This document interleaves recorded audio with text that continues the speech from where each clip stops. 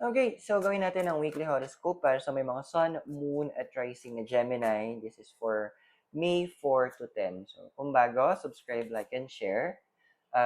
Kung hindi mo alam yung sun, moon, rising mo, sa dulo ng video, may link para mapanood mo. Readings are for guidance purposes, so use your free will wisely.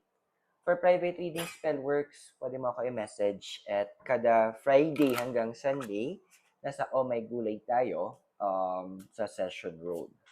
Okay, so Gemini, this reading is a progressive one. So mararamdaman mo pa effect nito hanggang mga 5 to 7 more weeks. Almost 2 months din, ha? Okay, so ano bang ina-expect natin na mangyayari? So una-una, Gemini, we have here is a card of the Emperor.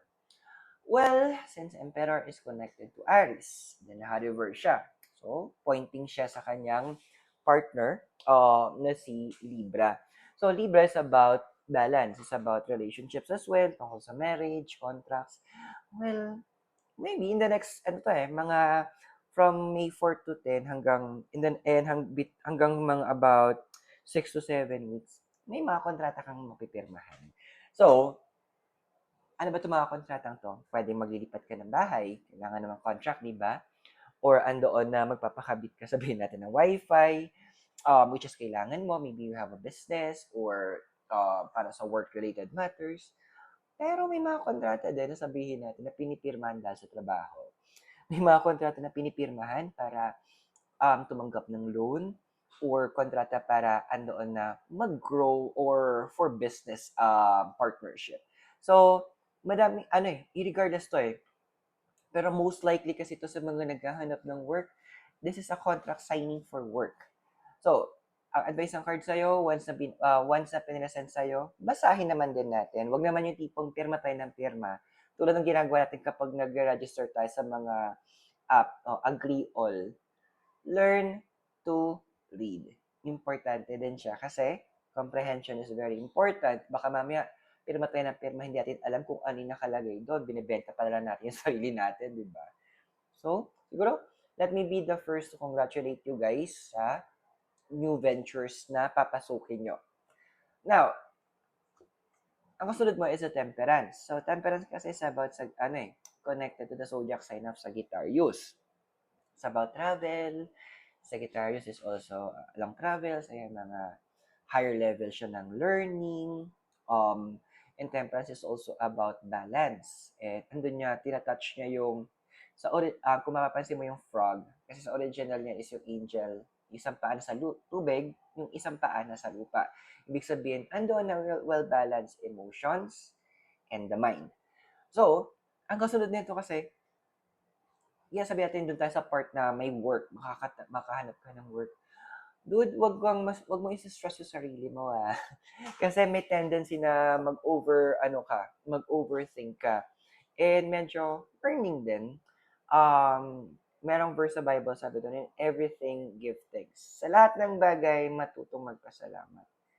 Medyo bawasan natin yung pagreklamo. Medyo wag tayo dun sa point na, ano ba to, ang hirap-hirap, bla bla bla bla. Okay, yes, totoo, mahirap. Kasi may tinatawag tayong learning curve.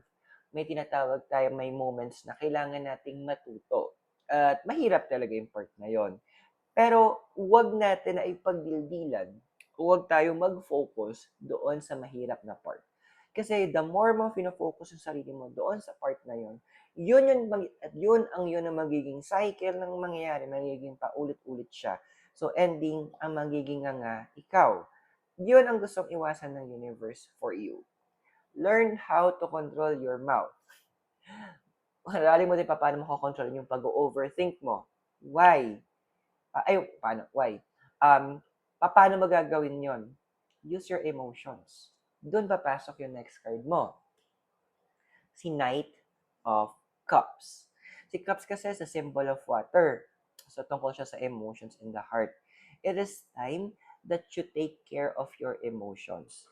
Yun yung isang bagay na pwede mong i-manipulate. Di ba yung mga tipong, kung ginawa niyo na yung pag may kaibigan kayo na sobrang down, may problema siya, ganyan, iyak, yung after nila mag-vent out, after nila magkwento, yung mga minsan gumagawa ng paraan tayo para pangitiin sila, kasi nakakagaan ng loob. And andoon na pag napangiti natin sila or minsan napapatawa natin sila, andun yung point na besides sa gumagaan yung kalooban nila, mas nagiging klaro yung isipan nila. Nagkakaroon sila ng moment na parang na-realize na, o nga, no, bakit hindi ko naisip yon. That's how you manipulate your emotions. Paalala ha, ikaw yung captain ng ship. There's a saying na, you are the captain of the ship, the master of your soul. Meaning, kung ano, ikaw yung may control pa din. Kaya yung mga, wag kang maniniwala sa ibang tao din na sinabi nila na, nadala lang ako. Actually, ang totoong nangyari, nagpadala sila. So, wag tayong gumaya sa kanila, Gemini, ha? Now, your next card is the Seven of Pentacles. Alam mo, ang ganda nung ginagawa sa'yo, no? This is, yung structure to ng universe for manifestation para sa'yo. So, the card is saying na, with seven kasi is about wisdom, eh. Sabi nga ng iba, this is the number of God. So, ito yung pinapala ng card na, bakit po kailangan, na since you are able to control your emotions, ikaw yung nasusunod kung ano yung kailangan maramdaman, at hindi ka nagpapadala doon sa mga pinagdadaanan mo, the cards are saying na it's time that you receive the wisdom. And not only that, with the wisdom, ma-apply mo siya in all aspect, pwedeng sa work, sa business, in your relationship with life, but most especially, higit dito, ma-apply mo to in terms of managing your finances. Kasi aminin natin dyan, ang dami sa inyo, walang savings, walang investments, at andoon na medyo nabubuhay kayo na kung ano yung natatanggap nyo, yun yung pinapaikot nyo. At may mga moments din na hindi na iiwasan dahil nagkakaroon ng kulang, medyo nagkukulang, na kumakapit kayo sa pautang. Yun yung gustong itigil ng universe sa'yo. Kasi hindi dapat ganon. Dapat andoon na ang gusto ng universe, siksik, liglig, at nag-uumapaw. Now, the Four of Pentacles, yung next mong card, nagsasabi kasi one thing na about yung concern mo is yung structure din ng paano mo hinahandle yung pera. Yung sabihin natin na ano ba yung mga priorities mo? Ano ba yung mga kailangan mo? Siguro ito yung isang paalala din ng card sa'yo. Okay lang naman tayo mag-extend tayo ng help. Okay lang na mag-abot tayo ng kamay doon sa mga tao.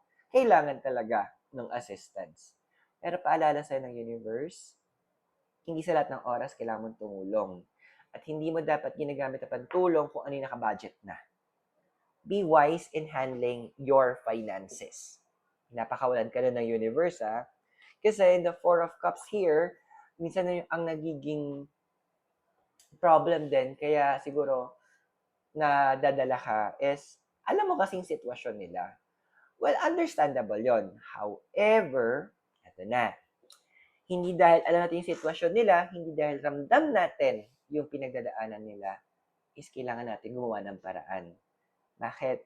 Kasi may iba sa kanila is pinagbabayaran yung karma na sa mga ginawa nilang mga maling desisyon. Iba sa kanila, andoon na, ang nangyayari is meron silang, andun yung point na, ano yung term na to, na pinaparusahan sila, literal, sorry sa term, pinaparusahan sila ng Diyos. So, andoon na kailangan nila pagbayaran yon. So, huwag tayong makikialam sa negative karma nila or sa parusa nila kung ayaw mong masali talaga. Okay. So, ano gagawin mo kung ganon? So, we have here is the Chariot. So, this is connected with Cancer. But since naka-reverse, pointing siya sa partner niya, which is si Capricorn. Capricorn is about your public image. Tungkol ito sa energy ito ng about focusing on your career. Which is inyo dapat tong binibigyan pansin. Kasi babalik tayo sa una mong reading. The contract signing. Yun ang magiging focus mo. Please, wag mong hayaan na masayang yung opportunity kasi kumbaga, ang tagal mo itong hinintay, ang tagal mo itong minanifest, ang tagal mo pinag-pray, then it is time that you focus on it. Kasi may growth na parating eh. Again, ang target sa'yo, siksik, liglig, at nag-uumapaw. Now, your date is here. Si Persephone, 16, simplicity, rejuvenation, and a wish to balance. And si Vulcan, 15, diligence, humility, and a wish to forge. So even sa mga deities mo, it's time that you balance yourself. Ilagay mo yung sarili mo sa posisyon na kung saan ikaw na yung nagiging in control. Ikaw yung nasusunod. Ikaw yung nagdidikta kung ano yung susunod mong gagawin, yung susunod mong bibigyan ng tamang atensyon at kung ano yung dapat mong unahin sa life mo. So, even your dailies are saying that. And a wish to forge, kailangan ng full attention mo kapag nag-focus ka na doon sa contract signing mo, kapag nag-focus ka na doon sa career path na nilalatag ng universe. Kasi, kapag divided yung attention mo, pupusta ako, hindi magiging maganda yung magiging outcome. So, alam mo na. So I hope nakatulong yung reading. So those are for guidance purposes. Use your free will wisely. Kung bago, subscribe, like, and share. Private readings and spell works, message me. Friday to Sunday, nasa Oh My Gulay tayo in session mode for face-to-face readings. So maraming salamat, Gemini. God bless. Namaste, Hare Krishna, and blessed be, and hope to see you. From Baguio City, have a great day. Bye for now.